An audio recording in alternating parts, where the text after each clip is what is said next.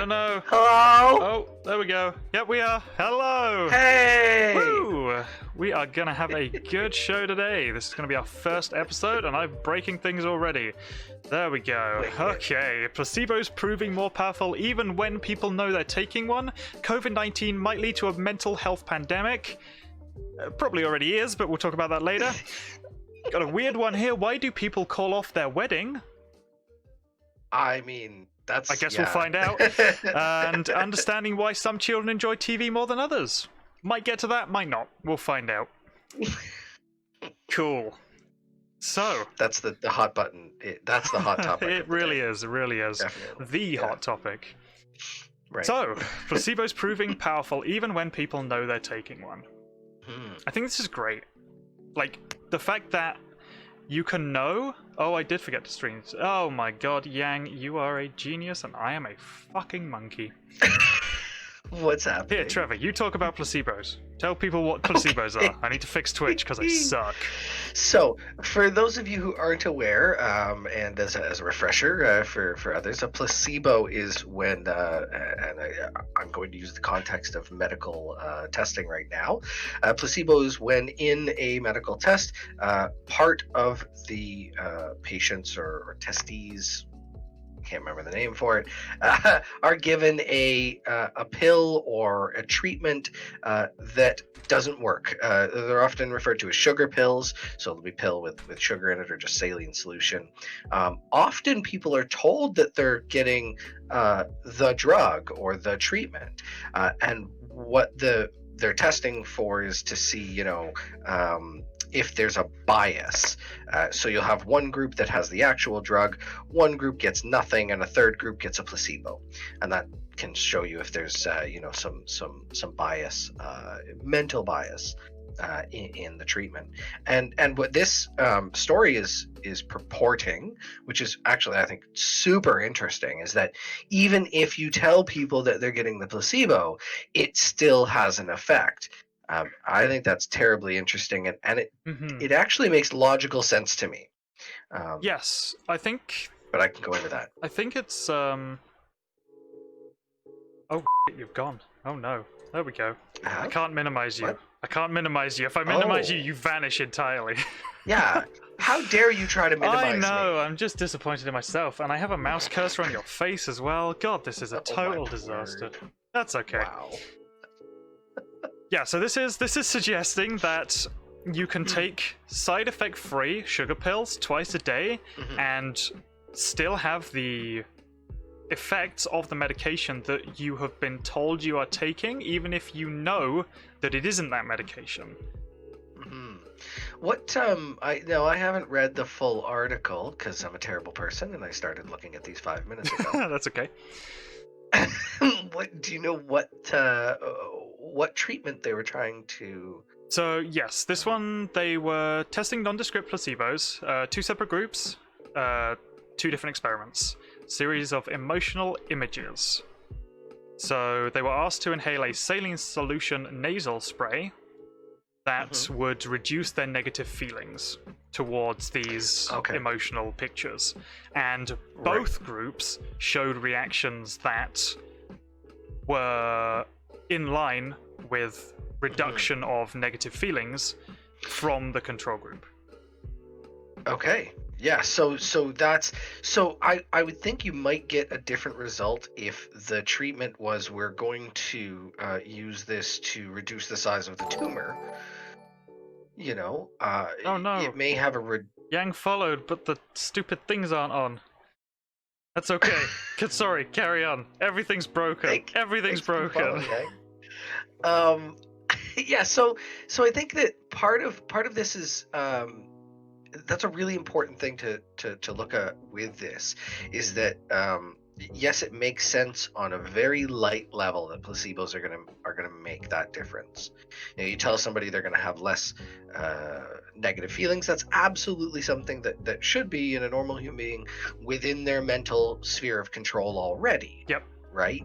We're not talking about like, oh, here's a placebo that's going to grow back your limb and it still works. That's not... I'm breaking everything. Right, so... Yes, that is definitely an issue with placebos. because they can't actually have any medical effect. But I think that the point is that they won't necessarily...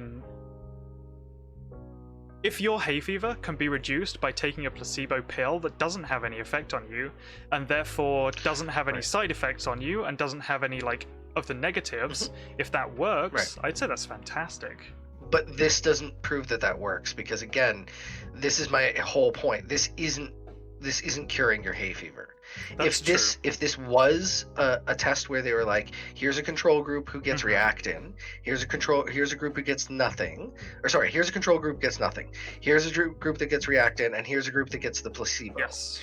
You can bet dollars to donuts that there's going to be more people in the Reactin group who have less symptoms than the people in the placebo. Yeah. Some of the people in the placebo will feel like they have less symptoms. Yes, but they won't. They may also physically have less symptoms. They may do. And that's the study I'd like to see. Yes, that does sound very interesting. Because this one just tells me that you can tell somebody to think more positively about something by giving them. So that makes sense. That makes this is an perfect emotional sense. placebo rather than a medical placebo. Yes. Yeah.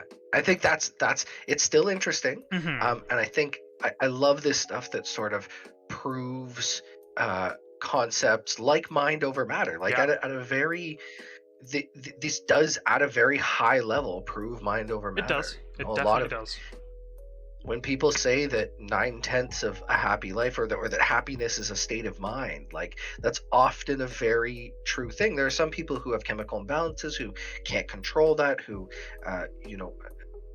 don't have the tools to do that. Yeah. But a normal functioning human, and whatever normal. But yeah, exactly. How do you even quantify normality in this day and age? Even there's so many different sectors of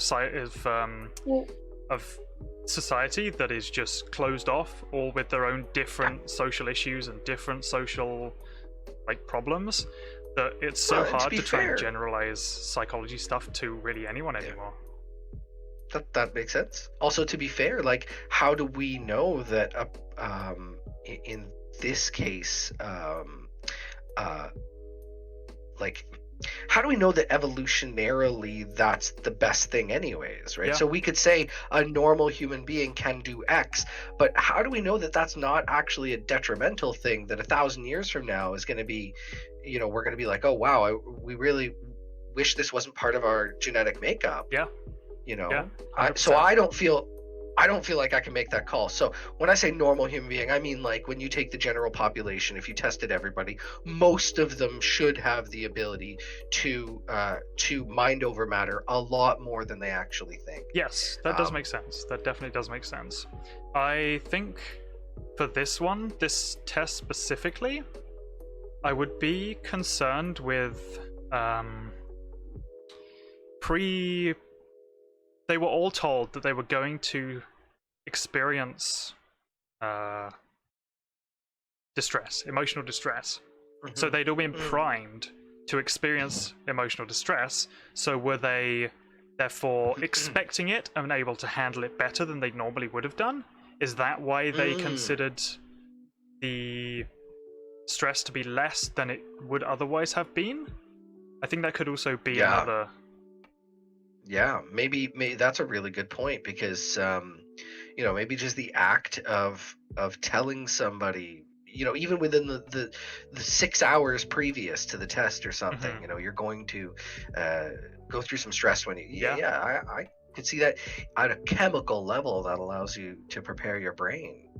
It's less of an emotional trauma and more of an expected event that you are going to be able to deal with because you have prepared for it, at least somewhat.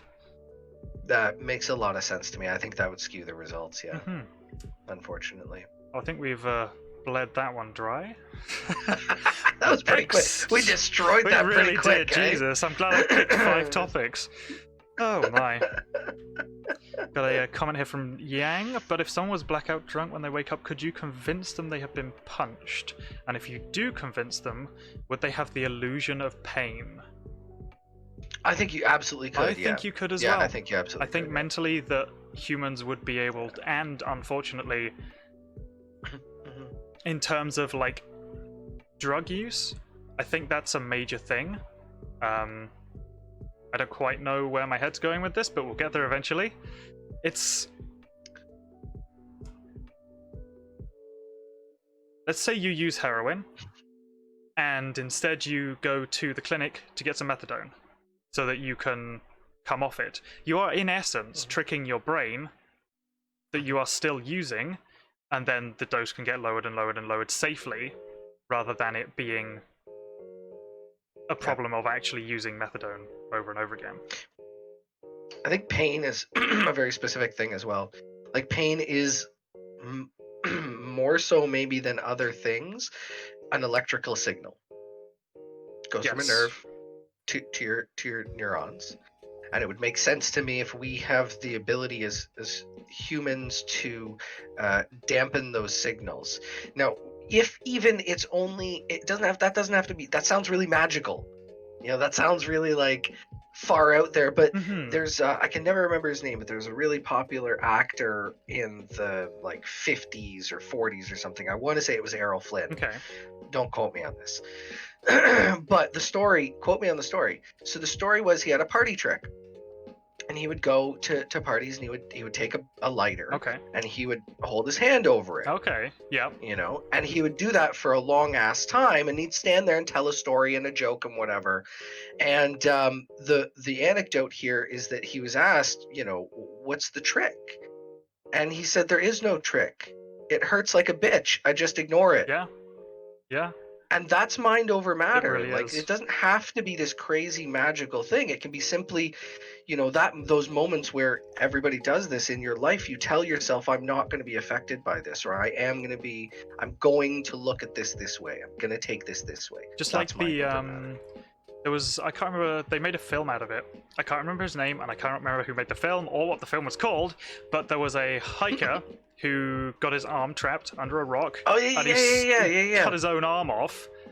With a pocket knife. Yeah. Mind over matter. History is full of stories like this. And you know, there's full of stories of, mothers lifting cars off of children. Yep. You know, like, the human body is capable of so much more than we believe it is, and that's the only reason that it is only capable of what we believe it is. Until it breaks. Or of what it is. Until it breaks, of course. Then you hit that point of either I give in to pain and madness, or it gets fixed. There's a line. There is for sure. There's a line. I'm not suggesting that you can overcome everything with mind over matter. Yeah. And I think there's absolutely a line. So yeah, and that line's probably different for everybody, I'd imagine. Yeah, I would imagine so. Okay, next topic. COVID-19. That's okay. We'll move on. COVID-19 might lead to a mental health pandemic. Sorry for taking over so much. That's fine. I love it. Man, like, might lead? Yeah. Like, this is a problem I have with a lot of media. It's always might lead to, or, you know, and I went to my doctor a couple months ago. Okay. And was talking about a bunch of stuff. And one of the things that came up was maybe talking to somebody, because, you know, there's a lot of stress in the world and stuff today.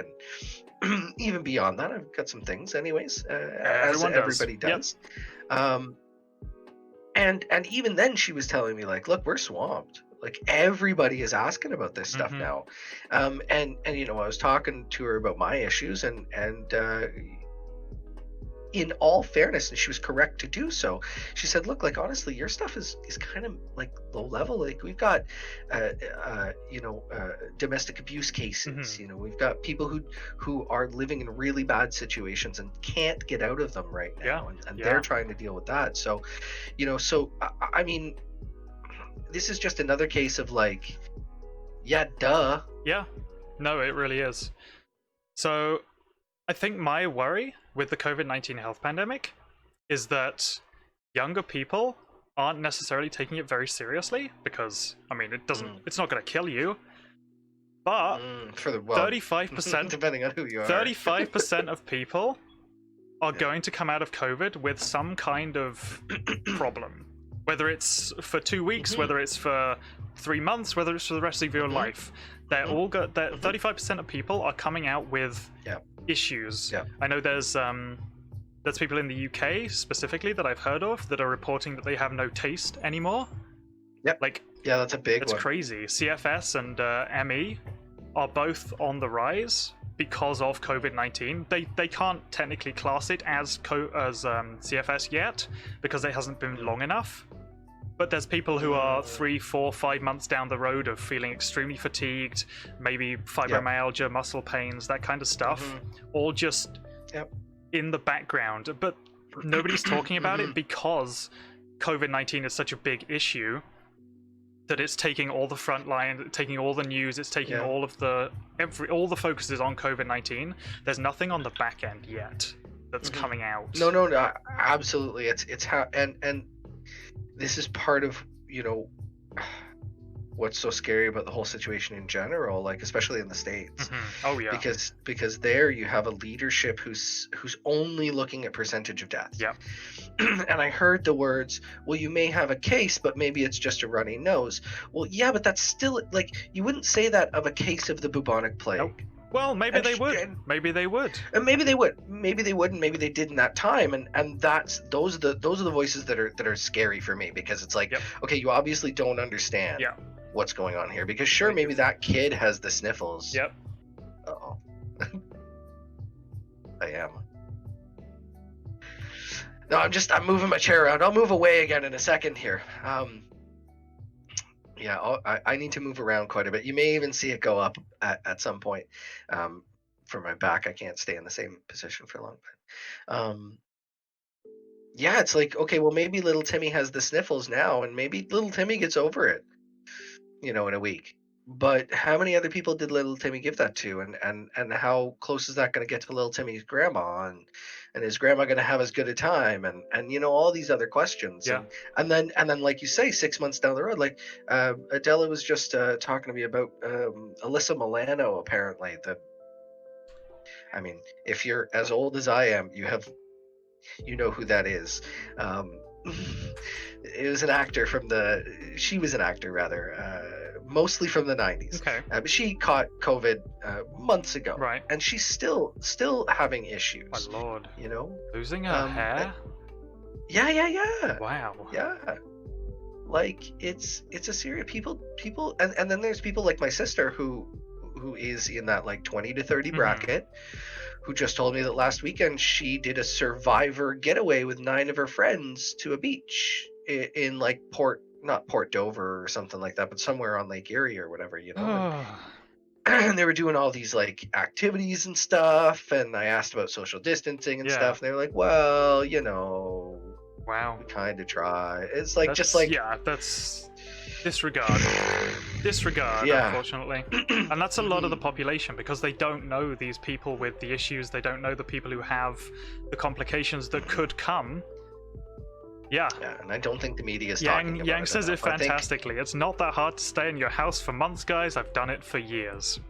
Yeah, no, exactly. It's literally a lifestyle for so many people that the general population just can't deal with for some reason. It's like, if going forward, it's going to become more normal, though. Yes, finally. But if at the start of the pandemic, not similar to New Zealand, because they technically did it a different way, but if we'd have all just said, right, close everything, I probably shouldn't swear on this, right, close everything for like 2-3 weeks, get rid of this thing, do not go out of your houses. If you go out of the houses, we will arrest you. Sure, it's a little bit heavy-handed, but it would have worked. We would have very few cases. We do in Canada have very, very few cases, because most people here are trying to follow social distancing and all that kind of stuff. We're not just assholes. You know, fair. Some people. I worry that there's a lot of underreporting, and not just underreporting. No, that's unfair. Underreporting is unfair. I think they're reporting the accurate numbers. I think there's a huge amount of under-testing. Yes, the people who aren't I don't think tested, everybody who gets the sniffles is going to get tested. For sure. Plus, then the tests aren't perfect. Yep. You know, plus then all of these things, like you can be symptomless.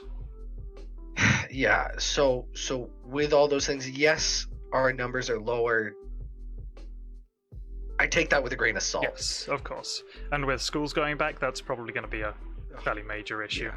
I just want to move kind of back to the mental health section of Yeah, this fair. slightly, because we've been just complaining about COVID, which is fair enough. Somebody needs to complain about COVID. I guess everybody's complaining about COVID, but Yeah. I also think Yeah. that anxiety, depression, all that kind of stuff is just going to be going up and up and up as social circles are smaller, tighter, possibly even breaking down, losing contact with friends and family that you hang out with, no office space communication really. So I'm very concerned that the people who are not necessarily just extroverts, but have that social need are going to be lacking it, and finding that again is going to be really quite difficult, I think, until a while after vaccines and all that are out. I agree. Yeah. I think, and this is going to sound really conceited, I think, but I do believe that a large part of the mental health issues that we're going to see because of COVID were absolutely preventable. And this is probably, again, going to sound very conceited, and I try not to say this a lot, but I'm going to here because this is an opinion piece. Yeah, it definitely is. You know, I believe that I'm not going to say most, but I believe a large percentage of the population are in very unhappy relationships. Okay. I believe that society teaches people to have unhealthy relationships. I think if you watch media, you watch movies, you watch TV, it doesn't show healthy relationships. It doesn't show how to create a healthy relationship. So people think that things that they put up with, or like it for me, it rears its head a lot in the joking that's not joking about hating one's spouse, or the joking about, and I heard this a lot, especially in the military, the oh god, I have to go home to the wife, or hey, I'm gonna go on deployment for 6 months, fucking yes, I don't have to be with the wife. And I hate that shit, and it's taken as normal, and that's not normal. That's not good. If you're in a relationship that stresses you out, that much, that's not healthy. You're gonna have mental health issues, especially when you're now forced to spend all your time with that person. Yeah.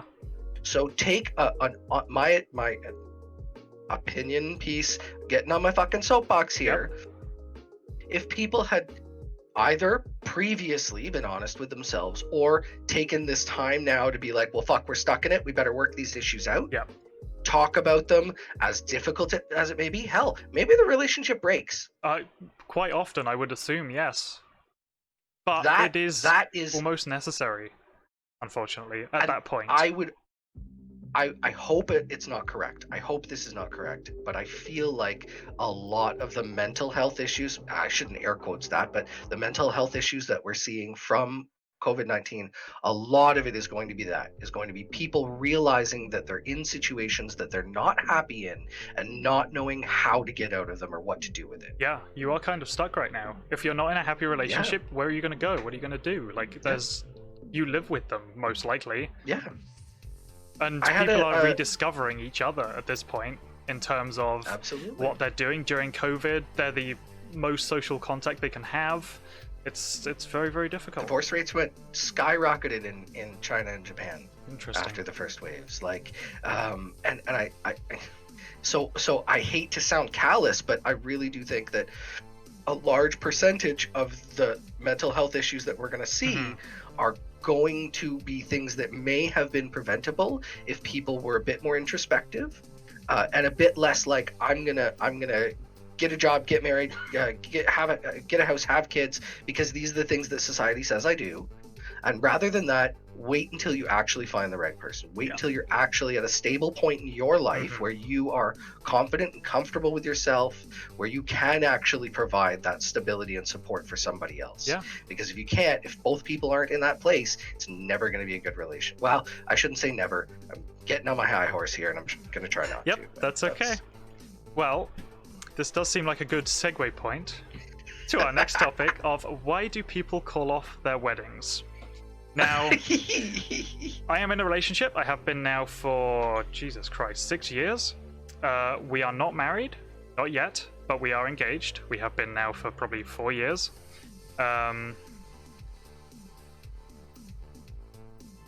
Obviously, right now, COVID isn't the best thing to be getting on with. Oh. Sorry about that. Okay, no, all good. It's fine. I was saying hello to you because I thought you cut out there. Oh, But okay. Nope. we're I think good. we're all Carry good. on. Okay.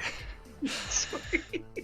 Yang says, because marriage is expensive and they want a damn refund. You are so right. Marriage is ridiculously expensive. Doesn't have to be. No, but that's it fair. is. That's fair. But yeah, so this was a study from the University of Missouri, apparently, and they were researching why people cancel their wedding. Now, this was 30 heterosexual participants, 18 to 48, and they were generally long-term serious relationships. So, obviously, they only asked people who had cancelled their wedding, not the people who went through with it, so we're going to get some pretty interesting stories here. For example, this one participant explained that I had found a wedding dress that I liked, and I was trying it on, and I looked at myself in the mirror, and I thought, I hope that my ex-fiance and I are still friends after we get divorced. That is very, very strange to me. That somebody would go through the That's motions. awesome. You see it from the other point of view there? Completely, because I agree. It's kind of strange from an outside perspective, but from the inside perspective, I'm sure that you don't know when that epiphany is going to happen. That's true. You never know when you're going to come to that realization that, oh, okay, I actually don't want this. I'm really, really happy and supportive of this person, and if they came to that conclusion and then acted on it, like that's because it sounds even like they did, yeah. even it, yeah, like so even if you cancel the wedding, then like you go home, you have that conversation. Hey, I have these feelings. Let's cancel the wedding. Maybe they broke up. Maybe 2 years later they got married. Possibly, You know, because they had that frank conversation. I think that's awesome. I'm stoked. Wow. There's a second one here that says, I remember thinking, if she's not listening to me while we're planning this wedding, this is like one day of our lives, does that mean she's not going to take anything into consideration after we're married? That one I can understand. That one is a very, very... That's almost an out-of-body thought. Because it's so true that people follow their own instincts, and if her instinct is not to really care about it, or not to listen to him, or not to listen to his opinions, then she probably will just continue not listening to his opinions. And if that's something that he doesn't want, then that does make sense. And vice versa, and absolutely vice versa in this case. You know, like this is again, it's about these are great. I'm really happy with these. Now, I don't know if there was an opportunity to have a conversation in that case and say, hey, like, you know, do you know that you have this sort of dynamic? Do you know that you fall into this pattern? Yeah. I would assume that was a conversation, but you never know. You never know. Those conversations often in my life until my most recent relationship, which is the most best one ever. Those conversations for me have never gone well. That's fair. Is that usually because of personality mismatches? Is that because of well, I guess is that could have been. Yeah. Okay. I don't know. I mean, I also tend to be very blunt. That's fair. Yeah, I do the same thing. So people don't usually like that. I know. It's strange. Oh well. And I'm not trying to be hurtful. I'm just trying to be honest. There's a final paragraph here, which says, participants recognized the role of inertia and sought to find ways to slow the momentum towards marriage. Now I'm slightly worried, because we have definitely been slowing things, but I think ours is more waiting for the right time. Not necessarily waiting for the right time in that sense, but we are ready. We will get married whenever we can, but it's more the sort of, we want to make it special. We want to make it good. We want to have, like, my family's over in the UK. They obviously can't get here right now. It would have been an issue for quite a while before getting them here. Like, it's, I think it's, everything just needs to fall in place for us. Yeah. Absolutely. You know, so at the risk of again taking over, if you don't mind, I have an anecdote. I tend to have an anecdote for everything. Go for it. I don't have many. I have to watch myself. I can very easily be that like one-up guy who's always got the better story. Sure. And I try so hard not to be. And here is your but I'm gonna soapbox. yeah, I mean, you're giving me a soapbox, so I am. There's only one topic that I really want to talk about, so this one's yours. So,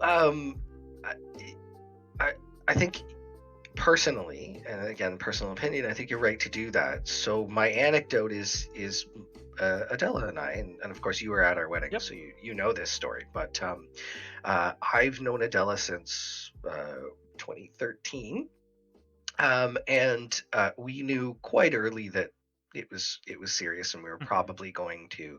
We were talking about marriage pretty early. Yeah. As are we. And our thing all along was like, we're just not financially in a position. We don't, because we wanted, again, like you say, we want to make it special. There's things we wanted to do, and they're Yeah. likely different things than you want, or different things than maybe other people Of wanted. course. But we wanted to hit these bars, and in order to hit those bars, we had to have, you know, a certain financial stability. We had to have a certain amount of time that we could spend towards it. Geographically, we had to be in the right place. Like all of these things, you know. Now you can force it, you can rush it, and my brother-in-law and sister-in-law did that, and it was one of the worst weddings I've ever been to in my entire life. It was horrible. And I think, you know, I hear often these terrible wedding stories where it was like, yeah, it was a wedding, but it was like the food was gross. Oh yeah. Really, you know, like we had to sit there for 4 hours while stuff happened and stuff. Yeah. I'm gonna toot my our wedding was fucking dope. It was pretty freaking awesome. So, no Russian hard bass though. Slightly disappointed by that one. I hadn't really discovered hard bass by then. I discovered it like December. So okay. Fair enough. Yeah.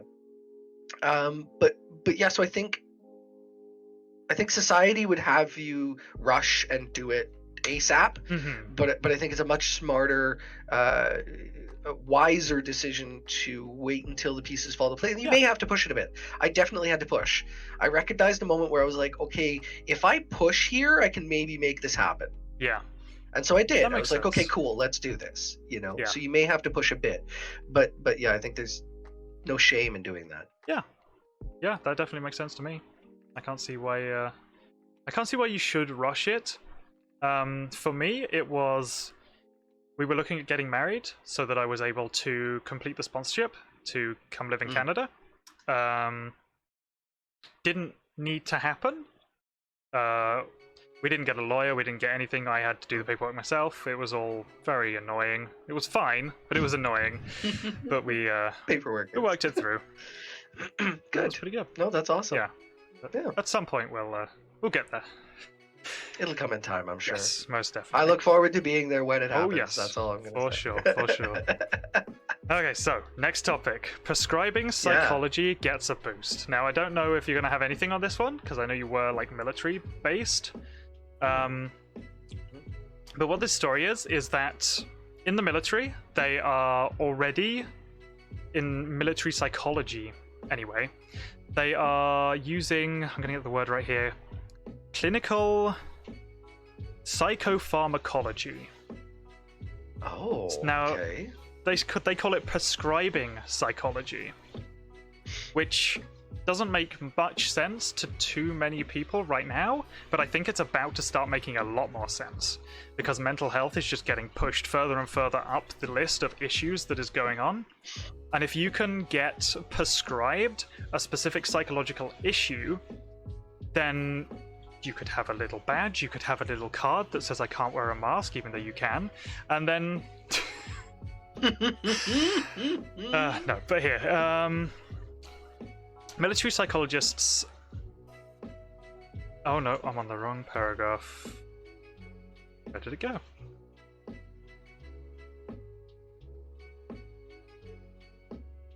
There we go. They would begin prescribing psychology in line with longer-standing clinical specialities. So they'd be able to prescribe, and they're going to be upping the amount of qualifications that you can get to be able to prescribe it. So you can work in clinical healthcare, you can work in patient diagnosis, you can work in all kinds of different medical fields, and this psychopharmacology, wow, that's a stupid word. They're going to be able to prescribe and train doctors to be able to basically treat mental issues as if they are physical ones, like how physical issues are being treated. I'm not sure right I know now. what that. I'm not sure I know what that means. I think I'm feeling kind of dumb here. Okay, no, I'm not really following. So does this mean? Let me sort of regurgitate back, Yep. and we'll see if I picked any of it okay. up. Essentially, what you're saying is that it's a new format for psychological services, Yes. whereby a health service provider, be that a doctor or otherwise, would Mhm. be able to say to me, I think you have adult ADHD. Yes. I'm going to prescribe you a course of psychological assistance. Yes. Essentially, Yes, exactly. kind of like I would prescribe a course of pills. Yes, 100%. So it's That doesn't happen already? it does, but you then have to go from the medical field into the psychology field. There isn't a resident psycho, whatever they call it. They don't have. Yeah, they would send you to a therapist. They would send you for CBT. They would send you for all kinds of different things, but they're not necessarily treatment from the base examination. It would be, hey, we're going to send you over to this guy, and he's going to tell you that you have adult ADHD, or whatever it is. Yeah. But it takes down the steps, but it also means that they can up the requirement. So you can go from a therapist up to this new special type of doctor that can then just be in the hospital and prescribing whatever he needs to for whoever he needs to. And that's come from the military, which is very interesting, because usually the military doesn't have too much coming out of it that's helpful for civilians. From my viewpoint. That's fair. I think I could argue counter that, but that's a different conversation. Yeah, we'll have that at some point, I'm sure. Yeah, I know, that's fine, and that's probably just because I'm super biased, having having served. But yeah, well, and when I was in, that was definitely a thing. I knew people that like I think that's one of the reasons why I'm surprised it doesn't work like that, because that's the way it worked when I was in. Gotcha. Right? I knew lots of people who went through that. I went through that. Like almost everybody I knew had gone through that sort of process at some point, because everybody has stresses and stuff. And when you go to a doctor in the military and say, I'm stressed about this, they go, okay, well, we're going to have you go talk to somebody. Yes. Whereas and they're in the same building.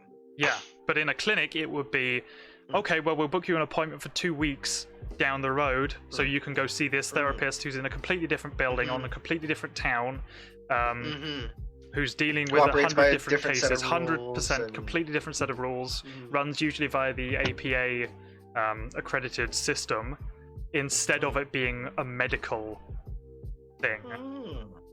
So it's sort of being brought under the medical wing. Yes, and that's cool. Yeah. Which is amazing. It's great. Yeah. I mean, I of course, when you said put badges on people, I kind of had a little. Yeah, no, not quite that far. Yeah, but but I think I got what you were saying. Yeah. Like, it would be nice to, it may be nice to be able to self-identify if you wanted to. Yes. You know, like that. There's a difference between being forced to identify and being able to identify. And I think that's what you were getting at, right? Is to be able to sort of have that status, and to have it accessible rather than being passed over to another medical organization, which isn't quite so keeping everything under the same umbrella. It's very professional, don't get me wrong. Psychology is supremely professional and extremely well respected, but it's not medical, and I think it should be. It definitely should be. Oh boy. I'm sorry, I had to. Fair enough. No, this sounds awesome. You definitely have more on this than I do, for sure. From what you're saying, it sounds it's just progressive. What do you think? It's really good. Yeah. Yeah, you're happy with it. Very happy. Yeah. It's psychology has always regarded itself as a science. That's the basis of psychology, the science of understanding the human. But there are people who talk about well-being. There are people who talk about changing lifestyle habits, and they all kind of fall under this umbrella of psychology.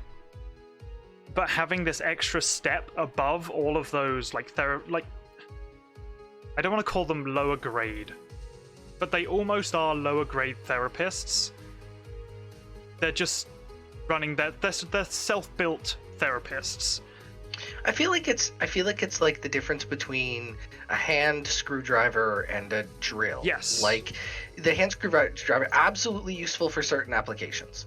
Yeah. Perfectly fine for certain applications, but less useful in general than other tools, perhaps, or less focused, or like I think I get where you're going. Yeah. Here, let me just read you this from one of our viewers. I hope she doesn't mind if I share it. She says, when I first went to my doctor about my anxiety, he didn't know anything about mental health or just didn't care. All he told me was, you're shy and you'll grow out of it, and sent me on my way. That made me doubt myself for so long that I didn't get the help I needed when I needed it the most. And that I think is what this will eventually turn into, is that person who is always there, always thinking about that kind of stuff, and always ready to jump in and go, no, they need to come and see me, I'm already here, rather than them just pushing you away and not helping. Yeah, and maybe if that doctor had access to somebody, he could have been like, because obviously he didn't want to be fucking bothered with you. Yeah. And I'm sorry that you had that experience. Yeah, that's that awful, sucks. But maybe if in that situation he couldn't be bothered, but he had somebody else he could pass the buck to. Exactly. That'd be awesome. Yes. Especially if that person actually cares. Yes. That's 100%. Be really helpful if that person 100%. cares, yeah. So, did you want to pop on to the last topic? We're already 45 minutes in. I mean, sure. If it's only the last one, let's kick on then to it. Understanding we're chewing these up and spitting them out. Oh yes, I love it. Understanding why some children enjoy TV more than others. So this one isn't particularly interesting, but scientifically, it's very, very weird, which is why I kind of included it. Let me just read you the first bit. New findings published today, which was August 5th, so not today, but show that brain responses of 10-month-old babies could predict whether they would enjoy watching fast-paced TV shows 6 months later.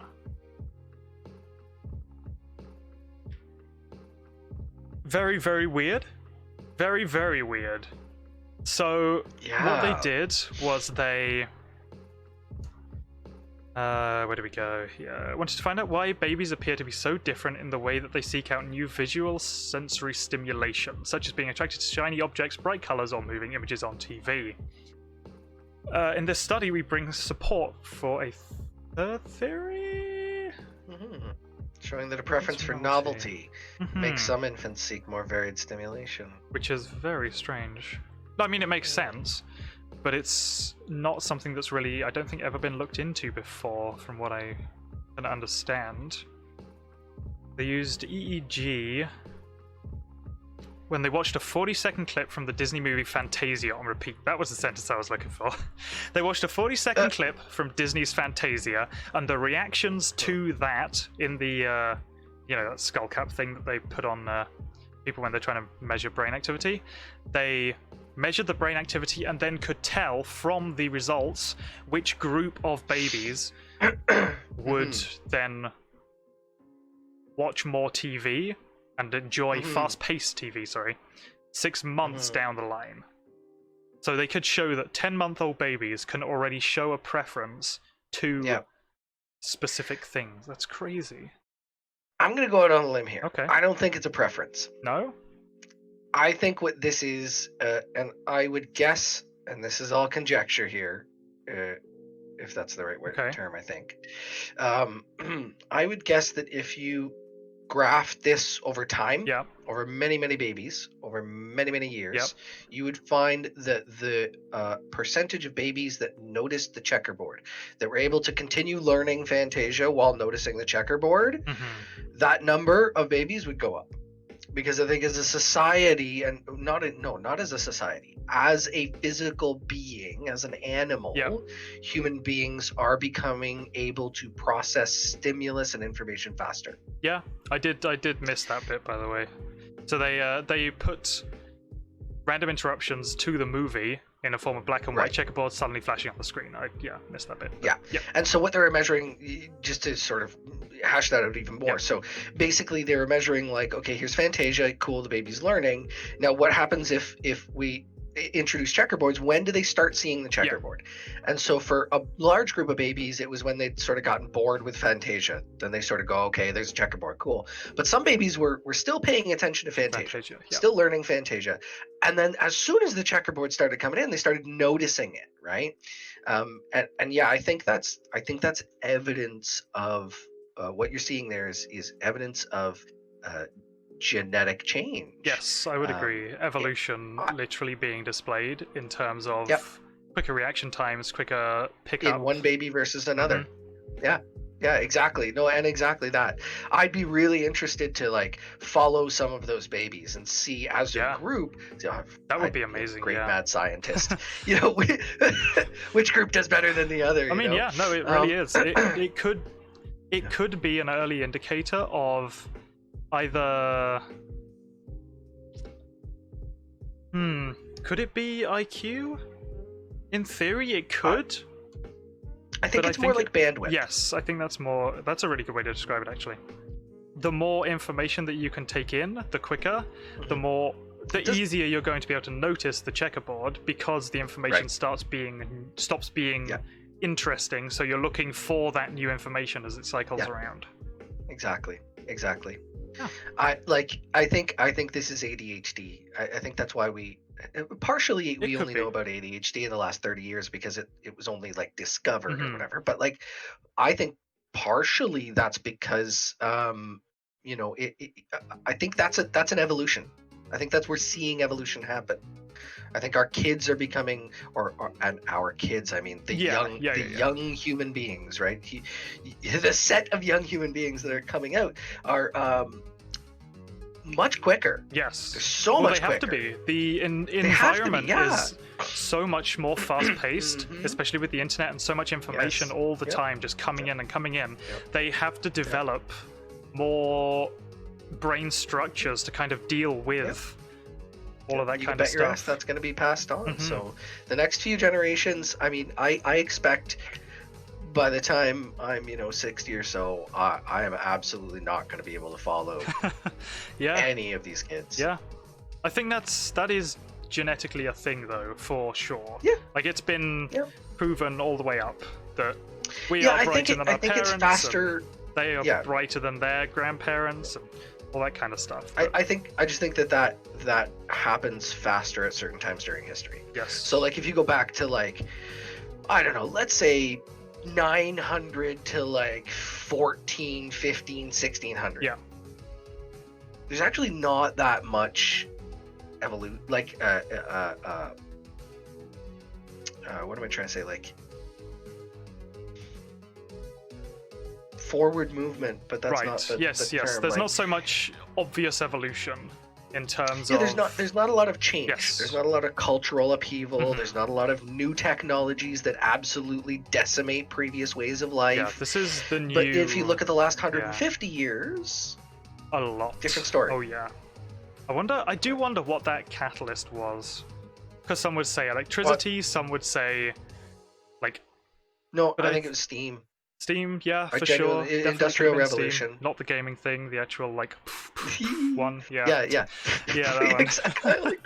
No, I think genuinely when we learned to harness steam as a power source, that just paved the way for automation. Like we were looking into, if you look at it, paved the way for faster movement and faster information like transfer.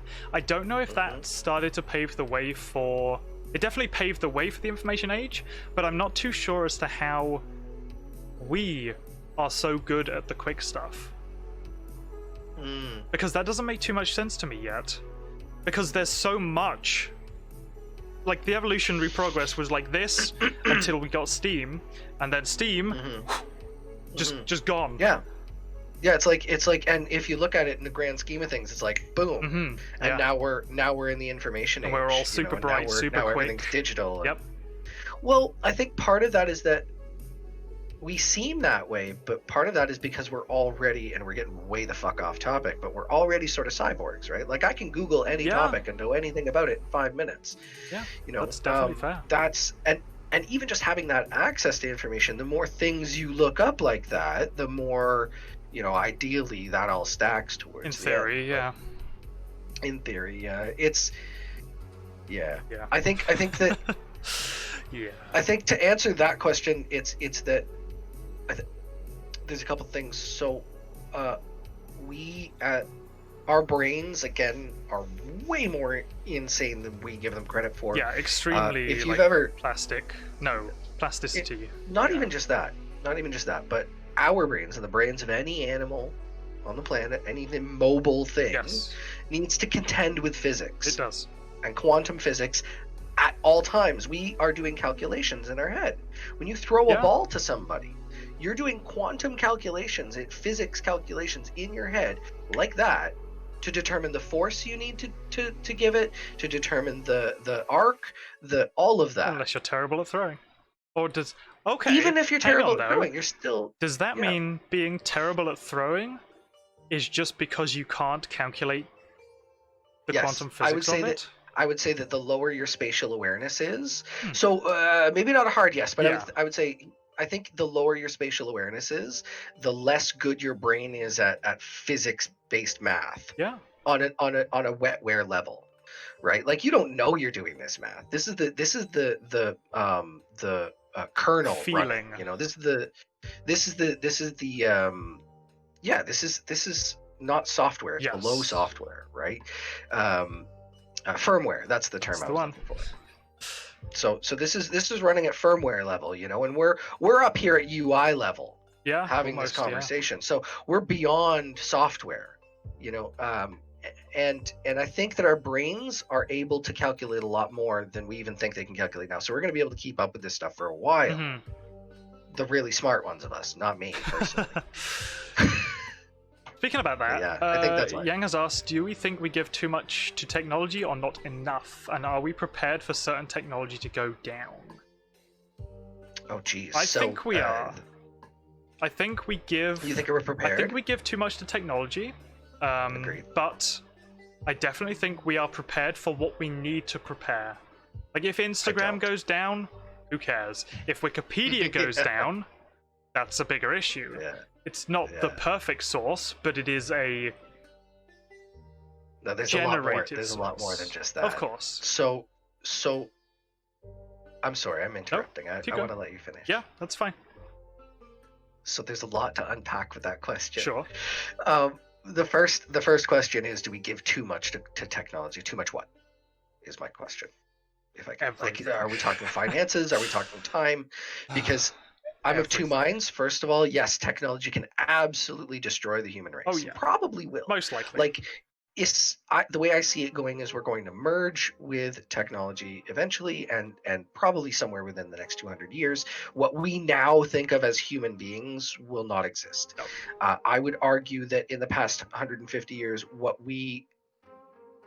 somebody 150 years ago would recognize as a human being and human civilization, completely unrecognizable to today.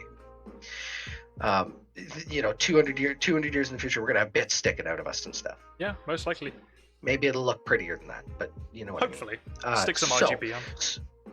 So absolutely, it's a danger, but at the same time, it may be the only thing that saves us, because saving a piece of us may be the best option we have. If we fuck ourselves and fuck the planet so hard that the only other option is the species wipes itself out of existence, I'd rather be part cyborg. So the question becomes, you know, how much do we put into technology? Well, that's a really good question. I think the tipping point is going to be if and when, not necessarily even if, it's probably just when, we can fully replicate a human body just with a brain. Once we can understand every single action the brain takes, mimic it, and not even like practically, but at least theoretically, transfer a human body into a cyborg body, that I think is the point where humanity has had its day. No, so there's a lot of other interesting conversations to have there, and I'd love to have all of those, like such At as, some point, we definitely will. if I take my mental, whatever the electrical signature is that is me, and I put that into a cyborg, is that me, or is this me? That is a very good question for another day. So that's the other. And if I can just go and finish off the question that Yang asked, which was, I believe, are we ready for things to go down? Absolutely not. So you talked about Twitter and Instagram, but every single one of our power structures in every country around the world is run digitally, is controlled by likely Linux or Microsoft servers. Every single traffic light, every single aspect of our society, the way the food gets from the farm to your supermarket is controlled by technological systems that are not anywhere near as secured as anyone would like them to be. I know firsthand. I've seen them. I'm also an IT security professional, or at least have been in the last few years. I'm not at work currently, so I don't know if I can say that. I think my point on that was, we're not ready. I wasn't considering like a worldwide EMP kind of issue. I was considering more a localized set of issues that we can definitely work around, because everything's still got a paper, well, not everything obviously, but most things still have a paper trail. A truck full of groceries is going to make it there, whether there's an internet connection or not. We're not quite that far down progress lane yet. Fair single trucks may, and I think there would be some chaos, but it would probably even out pretty quickly. That's what I would believe. If we lost all reliance on technology, then power grid definitely. Power grid would definitely shut down society back to the Middle Ages. That's easy. But like that happened and is happening around the world now. Yeah. But I think for most things, they are only semi-reliant on technology. Most businesses don't trust technology. That's why they use old computers and they use old software, they use old systems, because they know it works. They just don't know the security flaws of that. There is absolutely. I come up time and time again with the, well, if it's, it works, so why do anything to it? I don't want to spend any more money on it because we don't have to. But you're right. They don't know what they have. They don't know the flaws. They don't know, what running 10-year-old server software. And you can't teach them it either, because they don't want to listen. Because it's bottom line, and similar to the conversation, I was thinking a lot to the conversation we had earlier, or you were having more so on your Twitch stream, which was really fun and awesome, by the way. Oh, thanks. It's this idea that everything has to have a monetary value, and that's part of the problem. Like, that's why society is the way it is. That's why these holes exist, and that's the way to fix it. And I'm not sure that we can. I don't think. But I think that's a big way to fix it, is to stop looking at everything, and like, are there actions that have value that have nothing to do with money? And that's the question. I think that there are actions that have value, regardless of whether they make you money or not, regardless of their monetary profit or cost. Yeah. And this is one of those, like having a secure system, having a stable, secure system that we can all rely on, would take effort, would take money, but in the end, is it better? It is definitely worth it, for sure. When you're talking about networking side of things, that's why you don't see businesses running off Wi-Fi, because they all want hardwired, because it is more reliable. But then you find a lot of companies who will run like just open Wi-Fi, like no security and stuff. And that one's interesting. It happens all the time. I can't count the amount of hotels I've been to and been able to get right into their Apache server. Fair enough. Yeah, that's quite scary. Considering what could be done with that kind of, like, you could that's their server architecture. That holds all the information they need, and it can just go poof. Poof. Poof. Like all of these, every time people are surprised. Yeah, we're getting way off topic. We really are. We should end this at some sort. Technology. We are not ready. We are not ready. I don't think we're ready for technology in the same way that I don't think we were ready for this pandemic. We were not ready for this pandemic. We were just not. So, yeah, I guess we'll end it on that for this week. Next Thursday, tune in again. Fun. We'll maybe have some more thought-out topics, we'll put it that way. Maybe we'll have a look at the document maybe an hour before. I may look at the document, more than 5 we'll minutes have a before. quick discussion before, but that's okay. I kind of liked how you were like describing it though, and because that was also showing me like what things you were getting out of it, right? Yeah. And the important points that you were pulling out of it. So yeah, that was cool. But yeah. Fair enough. Well, I am going to end the stream now. Thank you very much for watching, guys. I'm going to pop the VOD up on YouTube, 6 p.m. on Twitch, Eastern. Yeah, hopefully we'll see you there next week. Bye!